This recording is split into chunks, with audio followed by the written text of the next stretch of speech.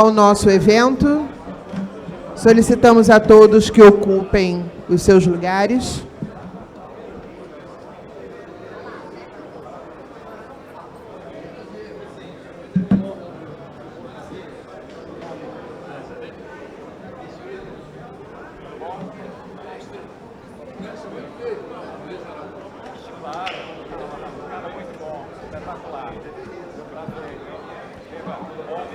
Neste momento, recebemos o presidente da Associação Comercial do Rio de Janeiro, senhor Josier Marques Vilar, e o economista-chefe no BTG Pactual, senhor Mansueto Almeida.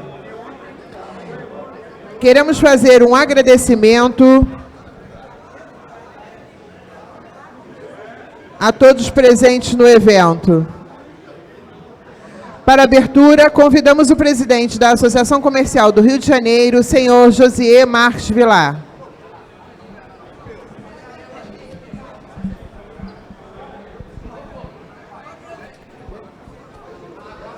Bem, ô Marta, tudo bem? Bem, muito boa tarde a todas e a todos que estão conosco hoje, nesse primeiro encontro do ano, esse primeiro encontro empresarial do ano, em que temos a satisfação e a honra de receber o economista-chefe do Banco BTG Pactual e ex-secretário do Tesouro Nacional, Mansueto Almeida. O Mansueto Almeida é um desses economistas que trazem assim sempre, ele consegue fazer uma avaliação de uma forma tão brilhante do ponto de vista do passado, do presente e do futuro, que nos deixa mais esperançosos de que, com pessoas como o Mansueto discutindo os destinos do nosso país, nós tenhamos uma possibilidade de atingir a prosperidade que todos desejamos para o nosso, não somente para o nosso setor empresarial, que essa instituição tão bem representa ao longo desses seus 216 anos de existência. Nós somos, Mansueto, a instituição, a associação empresarial mais antiga do país. Nós fomos fundados em 1809. Aqui, onde é hoje a Casa França Brasil, funcionava a Praça do Comércio, que deu origem à nossa Associação Comercial do Rio de Janeiro. Nós estamos tentando, com a sua vinda e com de tantos outros que já te antecederam, trazer de volta para o Rio de Janeiro o protagonismo nas discussões econômicas e, muito particularmente, prover o empresariado do nosso Estado de números, de dados, de percepções, para que ele possa acreditar no crescimento do país e investir no crescimento do país. Nós estávamos há pouco conversando, antes de iniciar aqui o nosso encontro, e o Mansueto já nos deu um overview de como o Brasil pode caminhar por uma estrada de maior prosperidade, se fizer os ajustes que precisam e são necessários de serem feitos. Nós temos uma eleição recente nos Estados Unidos, com um novo presidente americano, e seria muito bom que hoje também o nosso Mansueto Almeida pudesse nos fornecer qual é a sua visão sobre o impacto que essa eleição americana e a posse do presidente Trump, que comanda hoje, tem a maioria no Supremo Tribunal dos Estados Unidos, no Senado, na Câmara dos Deputados, enfim, ele está assumindo um mandato com um poder muito grande. E, certamente, a maior potência do mundo, o caminho que ela caminhar impactará muito no resto do mundo. Eu queria muito ouvir do nosso Mansueto Almeida, com a sua vastíssima experiência em setor público, especialmente na área econômica, quando foi secretário da Receita Federal e outras funções que já exerceu ao longo da sua trajetória brilhante, que eles possam nos dizer um pouco como é que o Brasil pode ser impactado nesse novo mundo que está surgindo aí. Então, eu agradeço muitíssimo ao Mansueto Almeida por ter aberto um horário na sua agenda para estar conosco hoje. Eu tenho absoluta convicção que todos sairemos daqui melhor do que entramos em termos de informação, para que possamos todos trabalhar em conjunto. Eu dizia ao Mansueto que recentemente eu assisti a uma entrevista dele em um ambiente lá em São Paulo, numa instituição paulista, em que ele dizia, de uma maneira que eu achei muito curiosa, que a questão da economia não será resolvida pelos economistas. Esqueçam, os economistas fazem parte da solução. Nós precisamos envolver a sociedade nas soluções que a economia brasileira precisa encontrar para resolver os seus dilemas. E é dentro dessa lógica que eu perguntei ao nosso Mansueto e reafirmo a ele de que forma nós, empresários que estamos aqui hoje nesse nosso encontro, de que forma nós, a Firjan, aqui representada pelo seu presidente Luiz Caetano, a quem agradeço a presença, de que forma nós, instituições como a AG Rio, a Agência de Desenvolvimento do Rio de Janeiro, aqui representada pelo presidente Sérgio Guzman, e tantos dos nossos beneméritos e grandes beneméritos aqui representados pelo presidente do Conselho Superior, Rui Barreto Filho, o que podemos fazer e contribuir para que o Brasil, e muito particularmente o Rio de Janeiro, volte a ser um lugar atrativo para se viver, para se trabalhar, para se investir, para se empreender e para se visitar. Dito isto, passo a palavra ao nosso convidado especial, professor Mansueto Almeida. Muito obrigado, Mansueto.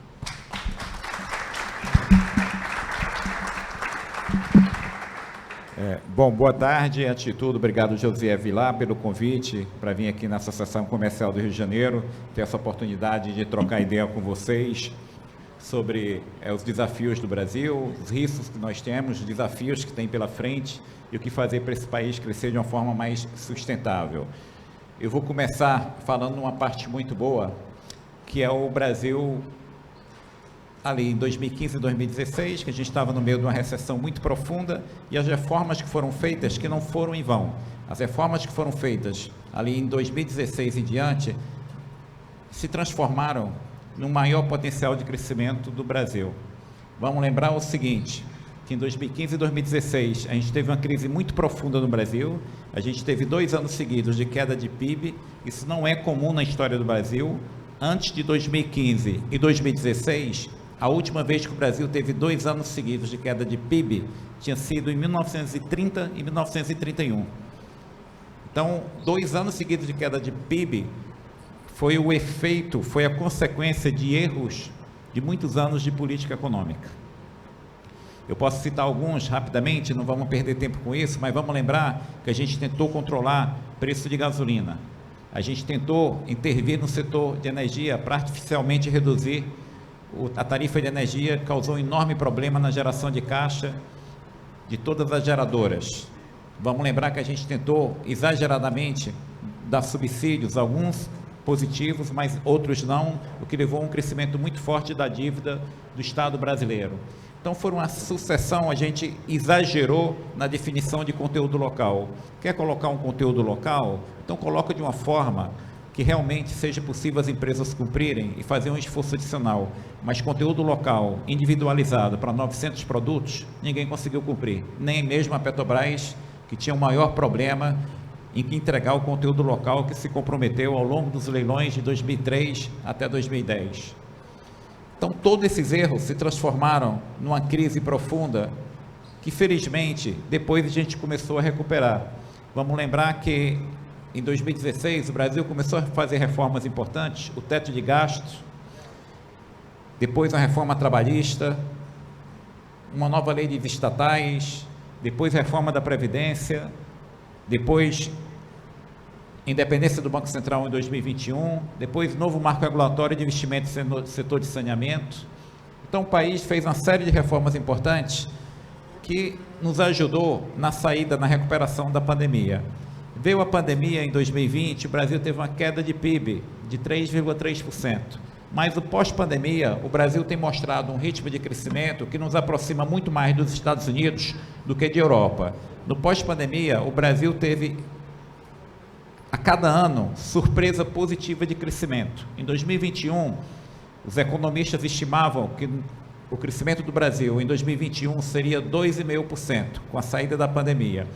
O crescimento do Brasil em 2021 foi 4,8%. Veio 2022. Se estimava no primeiro trimestre de 2022 que o crescimento do Brasil em 2022 seria 0,5%, porque o juro estava muito alto. O crescimento do Brasil em 2022 foi 3%.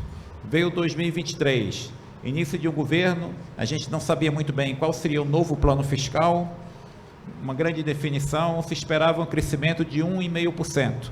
Início de 2023, o crescimento do Brasil em 2023 foi 3,2%. Veio 2024, o ano passado, começamos o ano, nós teríamos uma quebra de safra, em decorrência de efeitos climáticos, como a produção de safra ia cair, poderia ter um impacto em exportação, se esperava um crescimento do PIB do Brasil, no primeiro trimestre de 2024 para o ano de 2024, se esperava um crescimento de 1,7%. O crescimento do Brasil no ano passado deve ter sido 3,5%. Então, 2024 foi o quarto ano seguido que o crescimento do Brasil não foi um pouco maior, foi o dobro do que era estimado no primeiro trimestre do ano, o que mostra uma economia resiliente. O pós-pandemia na Europa foi um período de baixo crescimento. Um país tão forte como a Alemanha, que é um berço, enfim, de várias indústrias importantes no mundo, a Alemanha teve os últimos 2 anos crescimento negativo, teve recessão em 2023, recessão em 2024, esse ano a Alemanha tem uma recuperação, mas vai crescer apenas 0,3%. Então, o pós-pandemia não foi ruim para o Brasil. A gente teve uma sequência de anos de alto crescimento, o que nos levou, ao final do ano passado, à menor taxa de desemprego histórica. Vamos lembrar que de 2016 a 2021, o Brasil passou 6 anos seguidos com a taxa de desemprego acima de 10% ao ano. 2016, 17, 18, 19, 20 e 21. O Brasil terminou o ano passado com desemprego em 6%. 6% de desemprego para o Brasil é pleno emprego. Então a gente conseguiu chegar a uma situação de praticamente pleno emprego com recuperação da renda real do trabalhador e um crescimento forte. Então essa é a notícia boa. Outra notícia boa, todas as mudanças que foram feitas em marcos regulatórios nos levou a um crescimento no investimento em infraestrutura. Olha o caso do Rio de Janeiro. Olha o caso do Rio de Janeiro, volta a 2017, quando a gente negociou com o Rio de Janeiro, a entrada do Rio de Janeiro no regime de recuperação fiscal. Olha o que foi ali em 2016 para 2017, a gente terminou o ano 2016, entramos em 2017 com o Rio de Janeiro atrasando o pagamento de aposentadoria, atrasando o pagamento do servidor, sem o Estado ter capacidade de investir porque estava inadimplente com a dívida, não conseguia crédito novo.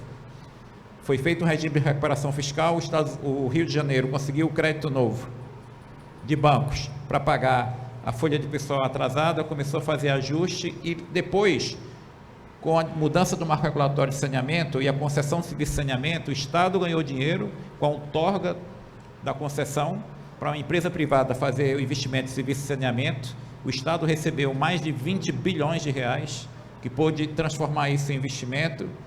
E uma empresa do setor privado hoje está fazendo investimento na área de saneamento, que é tão necessário para o Rio de Janeiro. Não só no Rio, vários outros governos estaduais fizeram também a concessão de serviço de saneamento. Um dos que fez recentemente foi o estado de Sergipe. Então a gente tem vários estados, independentemente da filiação partidária do governador, que abraçaram esse novo marco regulatório de saneamento e estão fazendo concessão. Isso tem sido muito positivo para a população. A gente, no Brasil, tem metade dos domicílios que não tem acesso à rede de esgoto, porque tradicionalmente investimento em saneamento no Brasil era investimento de empresas estatais, estaduais, e agora com o novo marco regulatório, a gente tem um crescimento muito forte do investimento em saneamento.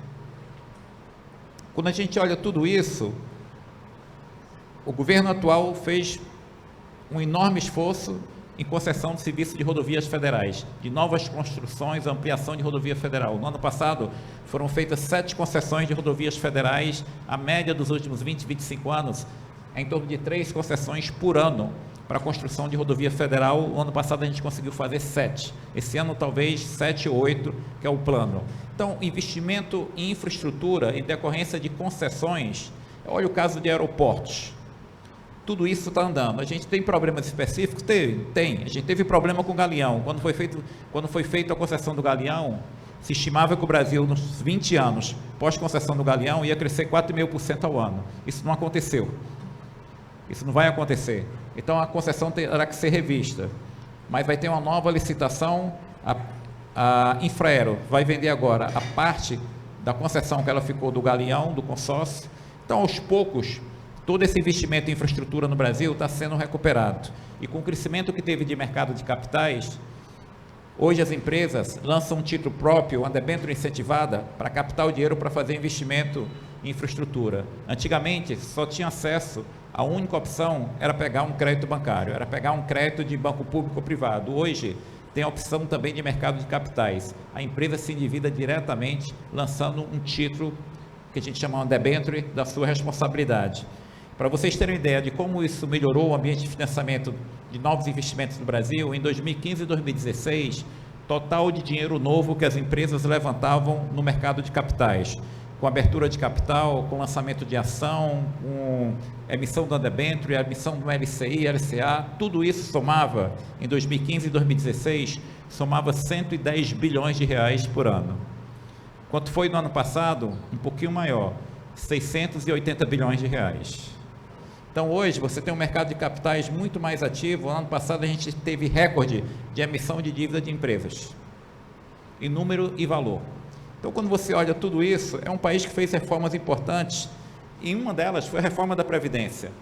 A gente demorou muito a fazer a reforma da Previdência num país que até 2019, idade média de aposentadoria por tempo de contribuição era aos 54 anos de idade. Um país que as pessoas se aposentam em média aos 54 anos de idade, a chance de dar certo é perto de zero. Finalmente, em 2019, a gente fez a reforma da Previdência, estabelecendo a idade mínima para aposentadoria, 65 anos para homens, 62 anos para mulheres. Tudo isso melhorou o ambiente no Brasil. A gente começou o governo Temer, do qual eu participei, a taxa de juros Selic era 14,25% ao ano. A gente terminou o governo Temer em 2018 com a taxa de juros Selic em 6,5% ao ano. A reforma trabalhista, aprovada em 2017, foi muito importante para a recuperação do emprego pós-pandemia. O que puxou o crescimento do emprego pós-pandemia foi o crescimento do emprego formal. E graças, em parte, à reforma trabalhista, que também diminuiu muito os conflitos na Justiça do Trabalho. Então, você tem um conjunto de medidas que o Brasil adotou nos últimos anos, que nos levou a um cenário de crescimento, que nos ajudou na recuperação da pandemia e no crescimento econômico tão vigoroso pós-pandemia. Dito isso, a gente tem um problema hoje? Tem. A gente tem um problema que está machucando muito a economia, que vai nos levar a um ano difícil. Que problema é esse? O fiscal. O Brasil vem de 2 anos crescendo acima de 3%, com desemprego em 6%. Como eu falei para vocês, é quase pleno emprego. Apesar disso, a gente está com as contas no vermelho. O governo tem as contas no vermelho, tem um déficit. Quando eu pego a receita menos despesa, sem o pagamento de juros, a gente deve ter terminado o ano passado com um déficit primário, mais ou menos na casa de 45 bilhões de reais, que é mais ou menos em torno de 0,4% do PIB. Em 2023, o déficit foi mais alto, foi 240 bilhões de reais, 2,4% do PIB. O déficit diminuiu, o primário diminuiu. Só que, no mesmo período que o déficit diminuiu, o governo começou a colocar propostas que aumentou a dúvida dos agentes econômicos em relação à credibilidade do ajuste fiscal. Isso levou a um cenário de juros pior. A gente está com um repique de inflação. Esse aumento muito forte do crescimento, com desemprego tão baixo, está nos levando a um cenário mais adverso de inflação, que foi agravado por algo que era inesperado, que foi uma perda de valor da nossa moeda, o real. No ano passado, a moeda brasileira, o real, está entre as piores moedas do mundo em perda de valor. A gente conseguiu ganhar, se eu não me engano, de 3 ou 4 países. Dois desses países que eu me lembro de cabeça é a Venezuela e o Líbano. Em relação a todos os outros, a nossa moeda foi pior. A nossa moeda perdeu de valor quase 30% no ano passado, 27%. Do pós-pandemia até hoje, a moeda brasileira perdeu de valor 50%. Qual é a contradição? É que no pós-pandemia, o Brasil nunca teve contas externas tão fortes na nossa história. Não é em 3, 4 anos, é na nossa história. Antes da pandemia, o melhor ano de balanço comercial do Brasil tinha sido 2017, quando o Brasil teve um saldo positivo de balança comercial, exportação menos importação, de mais ou menos 55 bilhões de reais. No pós-pandemia, a gente teve recordes sucessivos de balança comercial. Em 2021, o saldo da balança comercial do Brasil foi 61 bilhões de dólares. Em 2022, o saldo da balança comercial do Brasil foi 62 bilhões de dólares.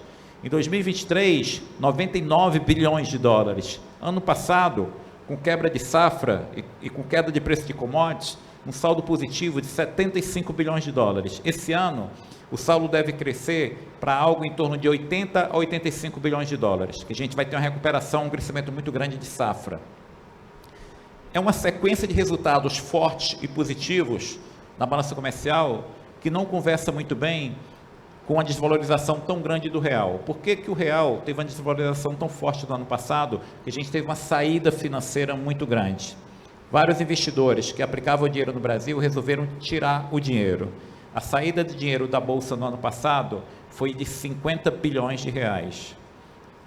Só que tem um dado interessante. Quando você tem um ano tão forte de saída financeira, de dinheiro de Bolsa, em geral aquilo não se repete. Quando a gente olha o dado dos últimos 30 anos, quando tem um ano que sai muito dinheiro, no ano seguinte esse movimento arrefece, porque quem tinha que sair já saiu. Então tem um risco de ter uma saída de mais 50 bilhões de reais da Bolsa? Não. O grande fator que pressionou o câmbio no ano passado foi uma saída de recursos pela conta financeira, e muito dessa saída está ligado a uma incerteza. O investidor olha para o Brasil e se pergunta: mas será que a sociedade brasileira vai dar apoio e vai ter o apoio do governo e do Congresso para fazer um ajuste fiscal, para a dívida não crescer tão rápido ou não? E no cenário de inflação mais desafiador, a taxa de juros teve que subir. A gente, em agosto do ano passado, estava com a taxa de juros de 10,50%, a tendência era de queda, o Banco Central reverteu esse processo porque a inflação começou a aumentar e o Banco Central teve que começar um ciclo de aumento de juros. A gente terminou o ano passado com a taxa de juros em 12,25%, mas o Banco Central sinalizou mais 2 aumentos de 1 ponto percentual, um agora em janeiro e outro em março. Então a gente deve ir para março com a taxa de juros no Brasil em 14,25%. Qual é a notícia ruim? É que essa taxa de juros pode aumentar um pouco mais e pode passar de 15%. Por quê? Porque apesar da taxa de juros tão alta, a expectativa de inflação piorou e tem piorado. E aí tem uma coisa interessante que é o seguinte: quando o Banco Central em qualquer país do mundo aumenta os juros, o mercado espera o seguinte: olha, como o Banco Central aumentou os juros, a inflação será menor e lá no futuro, daqui a 3, 4 anos, o juro vai voltar a um nível normal, o juro vai cair. Só que o que aconteceu no Brasil desde o último ano não foi isso. Quando o Banco Central começou a aumentar os juros de curto prazo, que é que a gente chama taxa de juros Selic, que é fixada pelo Banco Central, a taxa de juros longa, a taxa de juros para daqui a 3 anos, 5 anos, 10 anos, também começou a aumentar. É como se, na opinião do investidor, o Brasil estava aumentando a taxa de juros e teria que ficar por 10 anos com a taxa de juros num patamar muito alto. O que é que o mercado hoje sinaliza, o que a gente chama para a curva de juros? O mercado hoje brasileiro está sinalizando o seguinte: que o Brasil nos próximos 10 anos terá uma taxa de juros nominal de 15% ao ano. Uma taxa de juros de 15% ao ano não é compatível com a inflação na meta, que é 3% ao ano, que seria um juro real de 12%. Logo, essa aposta do mercado também significa que o mercado está estimando que o Brasil, nos próximos 10 anos, nunca trará inflação para a meta, que é 3%, que a gente ficará rodando com a inflação entre 6% e 7% ao ano. A gente está num período, eu não gosto de falar isso, mas é verdade, a gente tem que reconhecer, de perda de credibilidade em relação a vontade do governo em controlar as contas públicas. Não estou criticando ninguém da equipe econômica. A equipe econômica, o ministro Haddad e a ministra Simone Tebet fazem enorme esforço para explicar para todos que é necessário ter um maior cuidado com as contas públicas. Só que o que está passando para o mercado é que é um esforço muito mais individualizado da área econômica do governo do que de todo o governo. Se eu perguntar a vocês o seguinte, quem é o maior crítico hoje do ministro da Fazenda? Será que é algum empresário no Rio de Janeiro? Será que é algum empresário em São Paulo ou do Nordeste? Não. O maior crítico do ministro da Fazenda é o seu próprio partido político. Quem a gente mais escuta criticando o ministro da Fazenda é alguém do seu partido político. Então, muitas vezes, para quem está do lado de fora, fica a sensação que, olha, a área econômica do governo está numa luta inglória, numa luta difícil, que não tem o respaldo da política e da base política do governo. E ao longo do ano passado, a gente teve vários momentos que eram momentos importantes para o governo ganhar credibilidade e o governo perdeu credibilidade. Vamos fazer um histórico muito rápido do ano passado. O que aconteceu em abril do ano passado? Em abril do ano passado, no dia 15 de abril, o ministro da Fazenda deu uma entrevista e falou o seguinte, olha, no ano passado, nós aprovamos uma regra fiscal nova e eu prometi metas de primário, metas de economia para o governo federal. Eu falei para vocês que no primeiro ano de governo nós teríamos a conta no vermelho, déficit primário de 200 bilhões, mas no segundo ano de governo, em 2024, eu iria entregar um déficit zero, em 2025 eu iria entregar um superávit, um número positivo de 50 bilhões e no último ano de governo, 2026, eu entregaria um resultado positivo de 100 bilhões de reais. Eu prometi isso no ano passado. Infelizmente, eu não vou conseguir cumprir, mas eu prometo entregar 2024 com um déficit muito perto de zero do que eu havia prometido. Em 2025, tinha prometido 50 bi, eu não consigo, mas eu acho que eu consigo um déficit zero em 2025. Em 2026, eu tinha prometido um resultado positivo de 100 bilhões, eu também não consigo. Talvez eu consiga um déficit, um superávit de 25 bilhões. Ao invés de 100 bi positivo, eu entrego 25 bi positivo. Então, o governo revisou para baixo as metas de economia, que a gente chama meta de primário. O mercado começou a reagir com uma certa desconfiança. Começou a piorar. Isso foi em maio. Desculpa, isso foi em abril. Quando foi em maio, a gente teve outro episódio que afetou a credibilidade do governo. Teve a reunião do Banco Central para definir a taxa de juros. O Banco Central, no Conselho de Política Monetária, tem 9 membros, incluindo o presidente do Banco Central. E nessa reunião de maio, os 5 diretores, inclusive o presidente, que vinham do governo passado, fizeram a opção de reduzir o ritmo de queda da taxa de juros. E os 4 diretores que foram nomeados pelo governo atual fizeram a opção de continuar o ritmo de queda de juros de 0,5 ao mês. De 0,5, desculpa, por reunião. Resultado, o mercado olhou aquele comitê tão dividido, os novos diretores contra os antigos diretores, e na interpretação do mercado foi o seguinte, olha, esses novos diretores, e a partir do início de 2025, a diretoria do Banco Central já passará a ser a grande parte nomeada pelo governo atual, vai ter uma postura mais leniente em relação à inflação. Imediatamente o mercado piorou. Isso foi em maio. Depois o Banco Central passou 5, 6 meses mostrando para o mercado que isso não aconteceria. Mas naquele momento aquilo causou incerteza. Chega agosto. Agosto é um mês importante que todos os meses de agosto o governo manda para o Congresso Nacional o orçamento do ano seguinte. É um momento de você deixar as contas muito claras para ganhar credibilidade, para mostrar, olha, está aqui a receita que eu estimo, está aqui a despesa programada, e eu preciso ter um saldo de tanto para cumprir com as regras fiscais. Então, é um momento importante para você mostrar para o Congresso e para a sociedade que você está mostrando tudo às claras e que todos têm que ter consciência de algum esforço adicional para cumprir com as regras fiscais. O que foi que aconteceu na última semana de agosto, quando o governo mandou o orçamento de 2025 para o Congresso? Na mesma semana, exatamente na mesma semana, o governo manda para o Congresso a criação de um novo programa que se chama Auxílio Gás, a um custo de 15 bilhões de reais.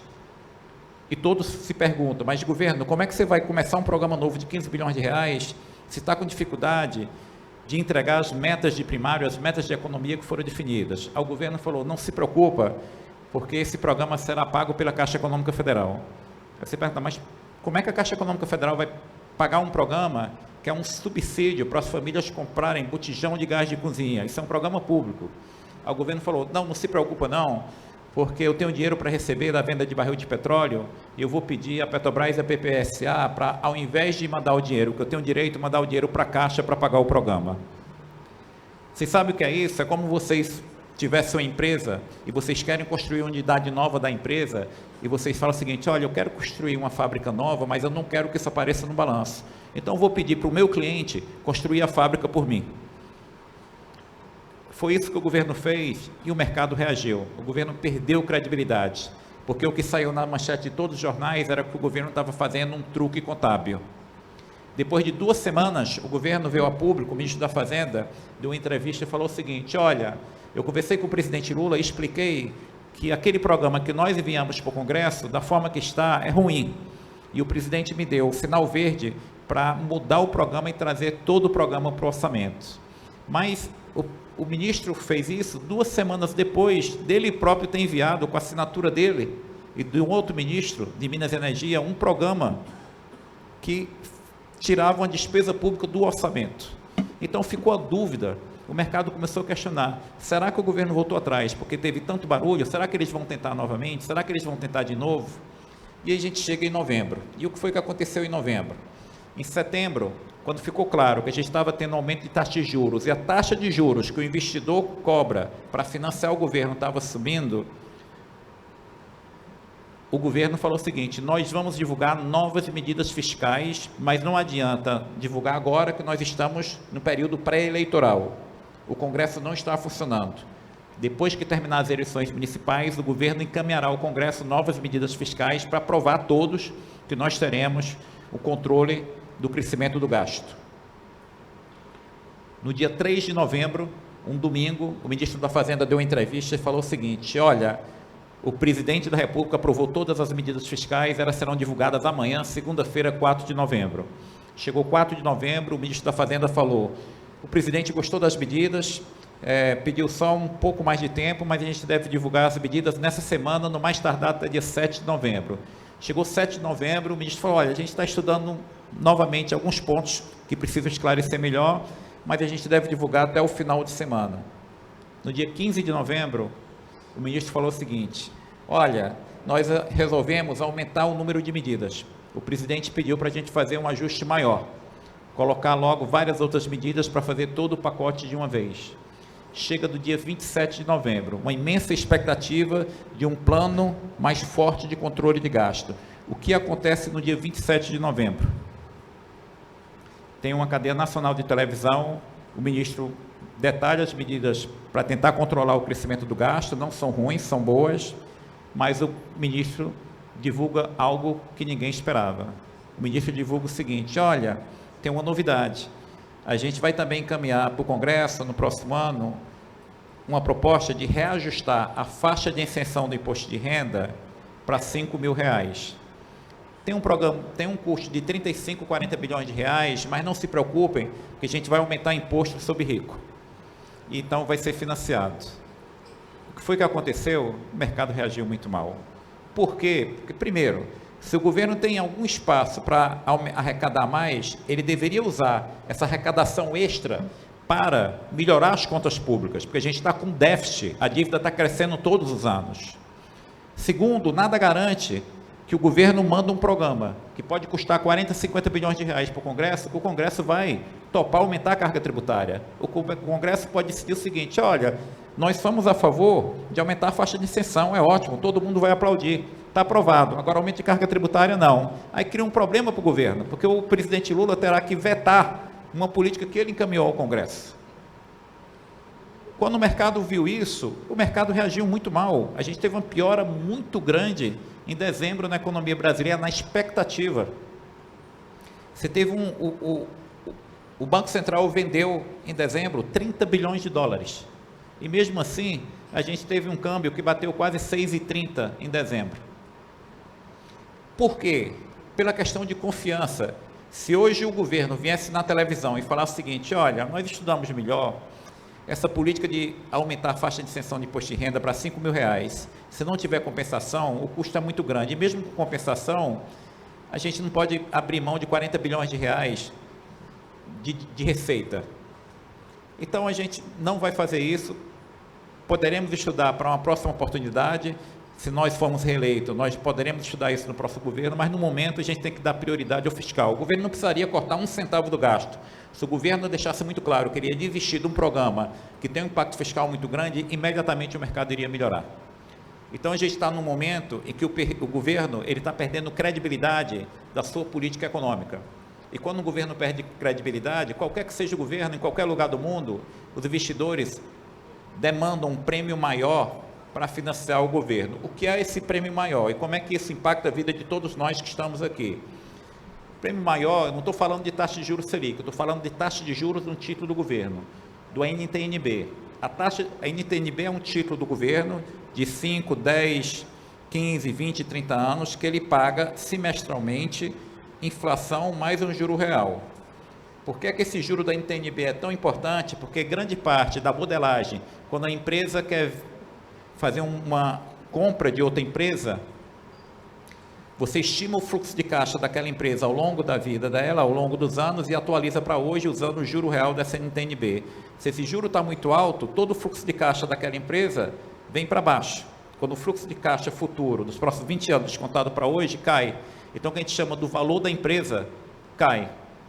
Tem vários bancos, vocês conversaram com o pessoal do departamento de M&A, de fusão e aquisição, eles informam o seguinte, olha, várias empresas que estavam aqui para vender, o empresário decidiu não vender, porque o valor da empresa caiu 30% em 3 meses, porque teve aumento de juros e a empresa continua a mesma.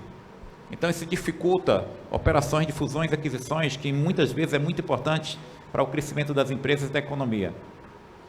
Com um juro tão alto, quem vai pegar um dinheiro para fazer um investimento em saneamento vai ter que pagar um juro maior. Como o juro é muito maior, ele vai ter que cobrar por esse serviço muito mais caro do que estava planejado lá na frente. As concessões novas, para saírem, você tem que dar uma taxa interna de retorno. Nos projetos de concessão, uma taxa interna de retorno muito maior.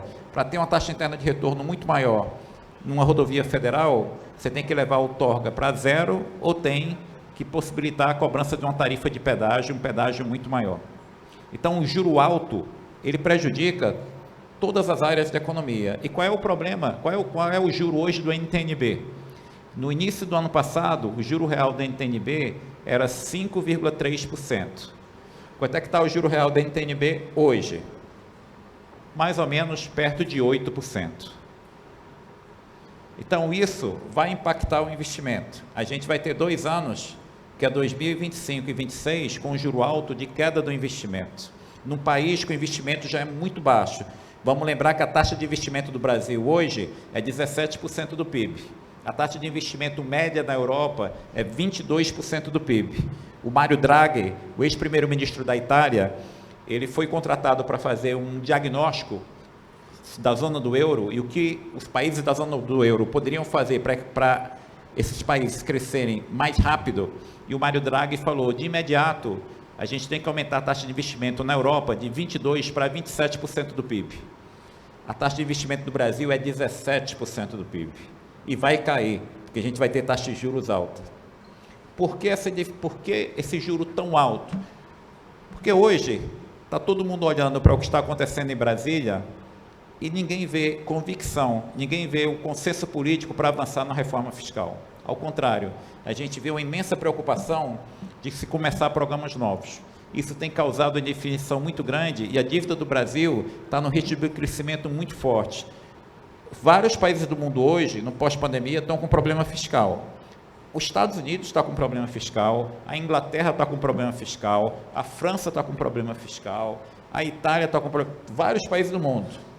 Só que os países da Europa se financiam a um juro muito baixo. Estados Unidos lança um título de 30 anos indexado à inflação, o juro real é 2% ao ano, o nosso é 8%. Estados Unidos tem a moeda que é a reserva de valor do mundo. Se os Estados Unidos aumentar um pouquinho a taxa de juros, todo mundo corre para comprar um título do governo americano. Não é o caso do Brasil. A dívida pública do Brasil, quando pega a dívida dos municípios, dos estados, do governo federal, a dívida pública do Brasil, no final de 2022, ela era de 71,7% do PIB. A gente deve ter terminado esse ano com a dívida pública ali em torno de 77%, em 2024, 77% do PIB. A dívida pública deve fechar esse governo em 84% do PIB. Então, você sai de 71,7% para 84% do PIB em 4 anos. A gente está falando de um crescimento de 12 pontos do PIB, uma média de 3 pontos do PIB por ano, num período que o Brasil cresceu muito mais rápido do que a gente esperava. Que era até para a dívida ter desacelerado o crescimento, ela não desacelerou, acelerou, porque os juros piorou muito, porque ninguém tem certeza do compromisso do governo e do Congresso com o ajuste fiscal. A gente tem que tirar, e aí entra um ponto que o Vilar falou, que é o seguinte, mas como é que faz ajuste fiscal? Olha, tem centenas de formas de fazer ajuste fiscal. Ajuste fiscal, ou você aumenta a receita ou corta a despesa, não tem muito truque. Mas exatamente qual é a despesa que corta, ou então qual é a receita que aumenta? Aí entra no debate político. Nenhum economista pode falar exatamente qual deve ser o ajuste fiscal. Ele dá os números. Ajuste fiscal, por natureza, é um debate político. É você decidir se quer gastar mais ou menos. É você ter um plano, qualquer que seja, a gente tem que respeitar proposta da esquerda, da direita, mas todos têm que mostrar, olha, o meu plano fiscal é esse, o meu plano fiscal é esse. O que não se pode é tentar fazer um ajuste fiscal, tirando contas, despesas públicas, tirando do orçamento para artificialmente melhorar as contas. A gente já passou por isso e o mercado não aceita. A gente já sabe identificar esses casos. A gente vai ter que fazer um ajuste fiscal? Vai. E o que acontece se o Brasil não fizer um ajuste fiscal? A gente pode ter falta de consenso político para fazer um ajuste fiscal. Se a gente não tiver o consenso político em algum momento para fazer o ajuste fiscal, a gente vai ter uma inflação maior. O ajuste fiscal será feito na marra, pela inflação maior. Com a inflação maior, que vai comer a despesa, vai comer um pouco da dívida. Espero que a gente não chegue nesse ponto. E eu acho que a gente não vai chegar. A sociedade hoje está muito mais consciente. O debate público hoje do Brasil, eu acho que ele é muito mais transparente. A gente abre jornais hoje, o debate fiscal está todos os dias nos principais jornais do Brasil, embora não tenha consenso para avançar no ajuste fiscal. Dito isso, vamos se preparar, que é o seguinte, a gente vai ter 2025 e 2026, 2 anos de juro alto. No início do ano passado, o mercado planejava o seguinte, se tudo der certo, a gente termina o governo Lula em 2026, com um juro na casa de 8%. Hoje, o cenário otimista do mercado é terminar esse governo com um juro em 12%. Então, a gente vai para um juro de 15% esse ano. A partir do próximo ano, esse juro pode começar a ter uma queda gradual, mas termina em 12%. Então, serão 2 anos de juro alto. Com juro alto, o crescimento será menor. Nos últimos 2 anos, o crescimento do Brasil foi 3,2% em 2023 e ano passado 3,5%. Esse ano e no próximo, o crescimento deve ficar entre 1,5% e 2%. É um crescimento menor? É recessão? Não é recessão. A gente não está naquele cenário de 2015 e 2016. A Petrobras está funcionando, não teve congelamento de preço de combustível, o setor de energia está fazendo investimento, o desemprego está baixo, o trabalhador teve renda real, o consumo vai crescer, só que crescerá a metade do que cresceu nos últimos 2 anos. Alguns setores que dependem mais de financiamento, venda de um automóvel, venda de uma geladeira, de um fogão, venda de um apartamento para a classe média, todos esses setores que dependem de crédito vão sofrer. As empresas que estão muito endividadas, que a gente chama muito alavancadas, terão que reduzir o endividamento, porque senão a despesa financeira vai crescer muito. Então, nós teremos 2 anos de ajuste, mas o consumo vai continuar crescendo. A gente não está numa situação aguda de desequilíbrio como nós estávamos em 2015 e 2016. A gente tem um problema de credibilidade da política econômica, um problema de falta de sinalização clara do que nós faremos para reduzir o crescimento da despesa de tal forma que a gente consiga enxergar em algum momento, até o final da década, o ano que a dívida pública para de crescer e começa a cair. Hoje, nós economistas não conseguimos responder a seguinte pergunta: a partir de qual ano, até o final da década, até 2030, a dívida pública do Brasil atinge um pico e ela começa a cair? Hoje, nós não conseguimos responder essa pergunta, porque hoje, com as regras fiscais que nós temos, essa dívida só vai cair se a gente tiver um aumento brutal de arrecadação, de receita, de 300 bilhões de reais, e ninguém acredita nisso.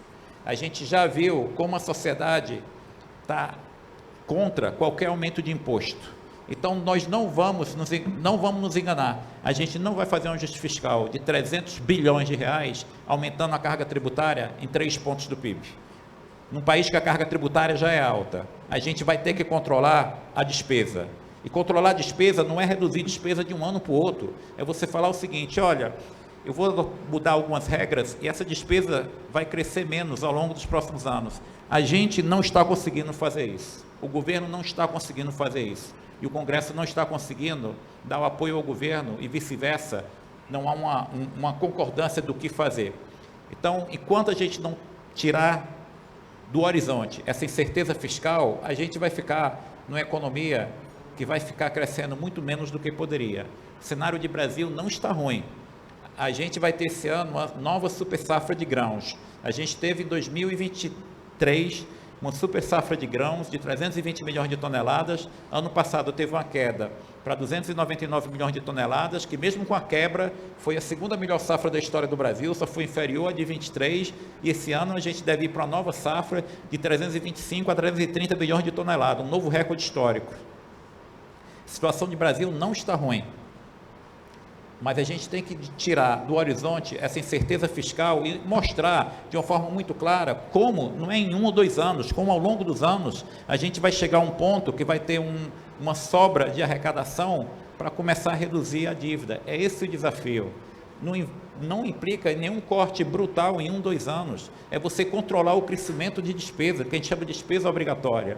Se a gente não fizer isso, a gente vai continuar com essa certeza, e com um juro tão alto, muitas vezes o investidor, ele olha para um título que está pagando a ele um juro real de 7, 8% ao ano, e fica em dúvida se é o momento de investir com um juro tão alto. Ele fala: não vou investir agora. Se eu colocar todo o meu dinheiro numa conta que vai me pagar 6, 7% real ao ano, é muito mais tranquilo do que eu ter a dor de cabeça para investir agora, sem saber como a economia vai evoluir e que patamar o juro vai ficar. Então a gente vai pagar um preço alto por erros. Eu não vou culpar o governo, mas a culpa em grande parte é do governo, que não está dando a clareza necessária, muitas vezes até a comunicação, não está dando a clareza necessária para criar um ambiente que todos confiem que ele de fato vai fazer um ajuste fiscal. E essa incerteza machuca a economia, machuca a expectativa. E ainda mais no cenário, para terminar, de um mundo que a gente tem hoje, os Estados Unidos, com todos os problemas que poderá ser o governo Trump, mas a curto prazo é um país que vai crescer mais rápido. No ano passado, o FMI fez a projeção de crescimento para os Estados Unidos e para a zona do euro. A projeção de crescimento era 1,7% para os Estados Unidos e 1,7% para os países na zona do euro. Há 2 meses atrás, o FMI fez a nova projeção, falou o seguinte: não, olha, infelizmente mudou a projeção. A zona do euro, ao invés de crescer 1,7%, como a gente falava, crescerá em 2025 1%. E os Estados Unidos, ao invés de crescer 1,7%, vai crescer 2,7%, vai crescer perto de 3%. A curto prazo, os Estados Unidos vai crescer. Ninguém sabe muito bem o que é que o presidente Trump vai colocar realmente quais são as propostas de fato que ele vai levar para o Congresso americano. Se ele aumentar muito tarifa, isso tem efeito de inflação. Se ele for muito radical na questão da migração e deportação de mão de obra, tem efeito na inflação. Então a gente tem que saber exatamente o seguinte: o que é que o presidente vai fazer? Mas a curto prazo, independentemente do que ele venha a fazer, a perspectiva de crescimento dos Estados Unidos é o crescimento rápido em 2025. Não é o caso do Brasil, mas a gente está indo para um cenário que, se os Estados Unidos exagerar em tarifa, em deportação de imigrantes, se a gente for para um cenário de inflação mais alta nos Estados Unidos, é juro nominal nos Estados Unidos mais alto, é valorização do dólar, o que prejudica todos os países do mundo, inclusive o Brasil. Então a gente não tem hoje muita clareza do que será a economia mundial nos próximos 3, 4 anos. Está acontecendo coisas na economia mundial que há 5 anos atrás ninguém poderia prever. Por exemplo, que a Alemanha teve 2 anos seguidos de recessão e que agora vai crescer 0,3%, que a indústria automotiva da Alemanha, que era uma das mais competitivas do mundo em décadas, está agora com problema de competitividade. Pela primeira vez em 80 anos de história, a Volkswagen vai demitir trabalhador e fechar a fábrica na Alemanha. A Alemanha, que era um país super competitivo, hoje tem um problema de acesso à energia com preço muito caro, que a Alemanha era um país muito dependente da oferta de gás da Rússia, que foi cortado. Então a gente está num mundo que, se tiver um aumento de tarifa muito forte pelos Estados Unidos, isso vai levar a uma onda de proteção e retaliação pelos diversos países. Isso prejudica o comércio mundial. Então a gente está num cenário de mundo mais incerto. Mas aqui no Brasil, a piora tão grande que teve, de juros, de inflação, de nossa moeda que perdeu o valor, foi por causa do barulho interno que a gente criou. Se a gente desconta o que foi barulho interno, era para a taxa de câmbio hoje estar em torno de 5,40, 5,50. Ela está em R$6 por causa desse barulho doméstico que a gente criou. Então, tem como melhorar? Tem. Não é para a gente ficar desesperado, porque, de fato, quando eu vejo o Brasil hoje, é muito melhor do que há 10, 20 anos atrás. Investimento em infraestrutura está ocorrendo apesar do custo do capital alto. A gente tem hoje uma economia que saiu da pandemia crescendo, o desemprego está baixo. O desemprego aumenta esse ano, mas aumenta para 7%. É muito menor do que foi o desemprego de 2016 a 2021. O consumo vai crescer menos? Vai, mas não vai cair. Então, não é um cenário de desastre, não é um cenário de recessão. Mas a gente tem que tomar coragem de ter esse debate fiscal e fazer o ajuste necessário, pelo menos indicar como esse ajuste será feito ao longo de anos. Caso contrário, a gente pode transformar 2 anos difíceis de custo alto num problema muito mais crônico. Obrigado. Bem, eu queria agradecer muitíssimo ao nosso Mansueto Almeida essa brilhante exposição que fez. No resumo da ópera, me ficou parecendo que a coisa parece mais simples do ponto de vista conceitual, não do ponto de vista da execução. Nós hoje gastamos mais, o país gasta mais do que arrecada, e da forma que o país se financia para isso é vendendo título público, cada vez oferecendo juros maior para poder captar recurso e bancar o seu gasto público. Então, para que a gente possa avançar, nós temos que reduzir os nossos gastos. Não tem outra alternativa, que não seja reduzir gasto para poder equilibrar as nossas contas ao longo do tempo. Nós não teremos possibilidade de abrir para discussão com todo mundo, porque o nosso Mansueto tem compromissos talvez, não sei se 1 ou 2 perguntas, se você puder, para a gente poder avançar, mas o que ficou de ensinamento para mim aqui foi o que a associação comercial, o que a Firjan, o que as sociedades empresariais, o que a sociedade em geral pode fazer? Pressionar os parlamentares que nos representam para investirem fortemente na questão do ajuste fiscal, de uma forma prudente, de uma forma razoável, não é cortar o salário de todo mundo, não é reduzir, é ir fazendo uma coisa progressiva. Não é possível que o gasto público, seja no legislativo, no executivo, no judiciário, esteja no montante que está, e nós não tenhamos um planejamento qualquer de equilibrar isso de tal forma que as receitas, já que não é a única forma do governo fazer receita é através de tributo. E nós não podemos aumentar a carga tributária. Com a tal atual carga tributária, ele precisa reduzir despesa para sobrar dinheiro para investir na educação, na saúde, na habitação, nas coisas que são necessárias. Sendo dito isso, Mansueto Almeida, eu te agradeço muitíssimo essa verdadeira conferência e de aprendizado que você compartilhou conosco. Tenho certeza absoluta que todos sairemos daqui melhor do que entramos em termos de conhecimento. Eu não sei se teríamos aí 2 ou 3, 1 minuto para cada um, 2 pessoas que queiram fazer alguma formulação, não sei se teria alguém. Pezão e Marta. Pronto, os 2, 1 minutinho, por gentileza, está aqui, ó.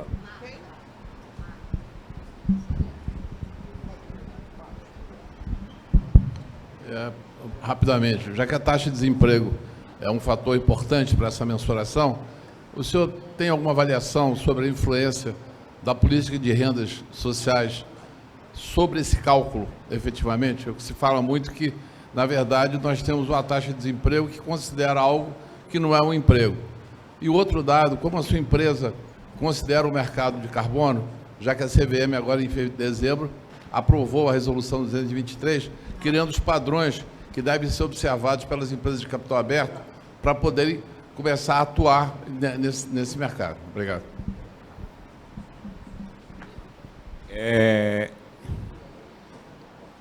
Vamos lá, no caso de desemprego, que foi a primeira parte da pergunta, a gente consegue fazer uma estimativa indireta, que é o seguinte: até hoje, a taxa de participação da força de trabalho não voltou ao que era pré-pandemia.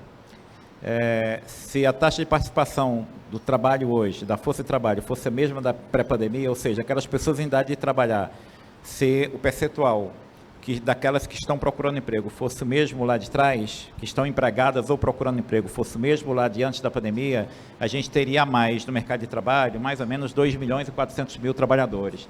Então, se estima que talvez o efeito do crescimento muito forte dos programas sociais tenha tirado do mercado de trabalho 2.400.000 trabalhadores. Se a gente colocasse esses 2.400.000 trabalhadores, o desemprego aumentaria um pouco. Mesmo assim, ele ficaria ainda, se eu não me engano, ficaria ali perto de 8%. Na segunda parte, mercado de carbono, o setor financeiro todo está estudando isso. Eu acho que eu não sei detalhes, no banco a gente tem um grupo que estuda mercado de carbono. A gente acha que é um projeto importante. Tem grandes oportunidades. No banco a gente tem alguns fundos que a gente faz de recuperação de terrenos degradados, de áreas grandes degradadas, e a gente até, por alguns fundos de investimento que a gente tem de recuperação de florestas, a gente está interessado no mercado de carbono. Agora eu ainda não sei exatamente qual é o efeito nas companhias abertas não, mas é algo que no banco a gente estuda. Boa tarde. Presidente, obrigada por ter me passado a palavra.